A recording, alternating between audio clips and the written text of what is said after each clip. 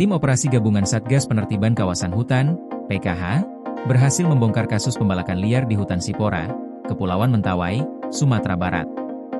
Dalam operasi tersebut, petugas mengamankan sekitar 4.610 meter kubik kayu meranti yang diduga hasil penebangan ilegal. Pengungkapan kasus ini bermula dari penyitaan ribuan meter kubik kayu meranti di sebuah kapal tongkang di wilayah Gresik, Jawa Timur. Setelah dilakukan penelusuran, kayu tersebut diketahui berasal dari kawasan hutan di Sipora. Kapus Penkum Kejaksaan Agung, Anang Supriyatna, menjelaskan bahwa operasi ini merupakan hasil pengembangan dari penyidikan sebelumnya. Dari hasil pemeriksaan, ditemukan bahwa praktik pembalakan liar ini dilakukan secara terorganisir oleh perusahaan PT BRN dan seorang individu berinisial IM. Modus yang digunakan pelaku adalah dengan memalsukan dokumen legalitas kayu.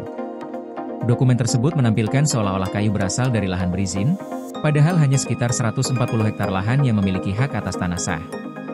Sementara, penebangan dilakukan di kawasan hutan seluas sekitar 730 hektare tanpa izin resmi. Kayu hasil pembalakan kemudian dijual ke PT HLMP di Gresik, Jawa Timur, dan kepada seorang pengusaha di Jepara, Jawa Tengah. Dalam kurun waktu Juli hingga Oktober 2025, total kayu yang dijual mencapai 12.000 meter kubik. Kasus ini kini ditangani oleh Direktorat Jenderal Penegakan Hukum Kementerian Kehutanan bersama Kejaksaan Agung. PT BRN ditetapkan sebagai tersangka korporasi, sedangkan IM menjadi tersangka perorangan. Kasum TNI Letjen TNI Richard Tampu-Bolon menegaskan bahwa TNI berkomitmen mendukung penegakan hukum terhadap kejahatan lingkungan secara profesional dan terukur. Ia menyebut, dari lokasi di Mentawai telah diamankan base camp, alat berat jenis ekskavator, dan sejumlah pekerja untuk kepentingan penyidikan lebih lanjut. Akibat pembalakan liar ini, negara mengalami kerugian hingga 239 miliar rupiah, terdiri dari kerugian ekosistem sebesar 198 miliar rupiah dan kerugian ekonomi kayu sebesar 41 miliar rupiah. Para pelaku dijerat dengan Undang-Undang Kehutanan serta Undang-Undang Pencegahan dan Pemberantasan Perusakan Hutan, dengan ancaman hukuman maksimal 15 tahun penjara dan denda hingga 15 miliar rupiah.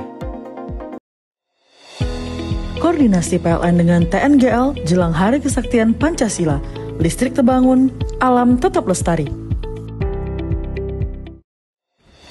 Panen perdana garam Aceh.